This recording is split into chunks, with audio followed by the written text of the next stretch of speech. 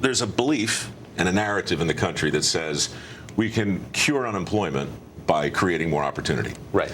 And obviously there's some truth to it, but the skills gap has nothing to do with unemployment, not really. The skills gap proves that opportunity alone isn't enough to get people unemployed. Right. Right? And really neither is training. You can have all the opportunity and all the training in the world, but if you don't have an underlying appreciation for the work, if you're not talking about jobs that people affirmatively aspire to, you're going to be pushing the boulder up the hill or tilting at the windmill or whatever self-defeating metaphor makes the most sense to you. It's a sucker's bet.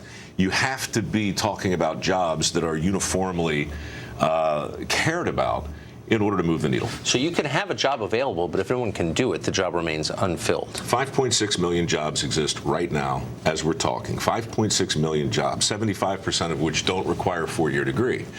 When people talk about, why the skills gap exists, it's almost, how can it not exist? We took Votech out of high school.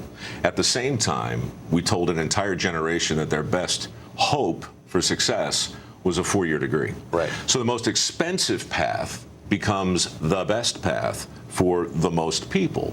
At the same time, all these other jobs, which are linked to this very fundamental form of education, are completely marginalized because we sent a really powerful message. You don't just take vocational technical training out of high schools and that be the end of it. That sets all kinds of dominoes in place, and none of them are pretty, and they all fall down. So I hate to be political, but we are in Washington. These things don't happen without forces moving them to happen. There's a massive lobby fielded by the four-year education industry. Do you think that has something to do with it? Oh, God. Look, okay. The skills gap isn't a mystery because it's a reflection of what we value. The cost of college isn't a mystery, I believe, for the same reasons. Yeah, there's a lobby, but it's not just the Washington lobby. It's parents who very rationally want something better for their kids than they had.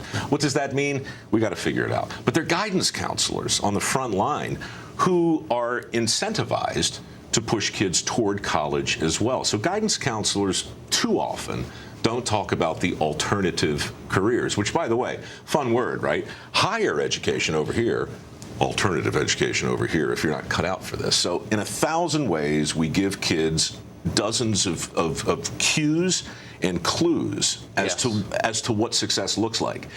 As a result, the jobs we're talking about today on the Hill, these are important jobs that just haven't been celebrated. That's why they're going begging.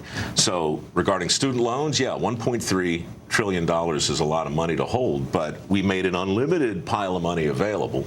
We told everybody that the best path for the most people was a four-year degree, and, well, of course, they borrowed until they borrowed no more, and colleges compete with each other, so the price goes up faster than real estate, faster than food, faster than energy, faster than healthcare. Never before in the history of Western civilization has anything so important become so expensive so quickly. Yeah, and much faster than inflation. What we haven't done is readjusted our expectations based on reality. So we have a pretty illustrative graphic here. So we have on the one side a letter that you sent to President Obama outlining these problems. Here's the letter that you sent to President Trump, and you basically scratched out the name of the president and sent the same letter. So I was literally driving down here yesterday, and I found this old letter. I did exactly as you said, and I wrote a little thing on Facebook just telling my friends where I was going and why. I got here. It's been shared 18,000 times. It's reached 4 million people. People want to talk about this. But look, the truth is, I don't know what else to do. I mean, I came here in 2001, testified to the Committee of Transportation, Science, and Commerce. Came back in 2013, testified to the Senate Committee of Natural Resources. Came back today, talked to education and the workforce. What are you going to do? That's what I mean. A lot of good people are pushing the boulder up the hill. Yes. But until and unless we change, I hate to sound like I'm running for something. I'm not. But you're talking about hearts and minds of guidance counselors and parents.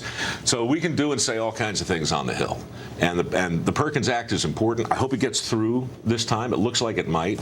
But regardless, the real wet work happens around the kitchen table, and if it's not a topic of conversation, that 5.6 million number, is going to be twice as big in 5 years, because 5 years ago it was 2.5. Exactly.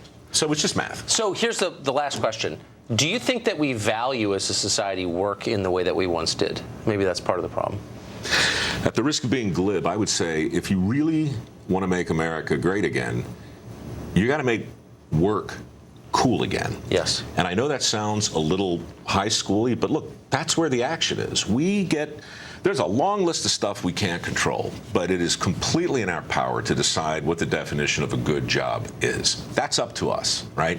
So if we disparage and malign an entire category of perfectly reasonable opportunities, then it's not the out-of-work worker who's going to pay the ultimate price. It's people like you and me who are addicted to smooth roads, affordable energy, indoor plumbing, and all that stuff. That's right. If you want to make America great again, you've got to make work cool again.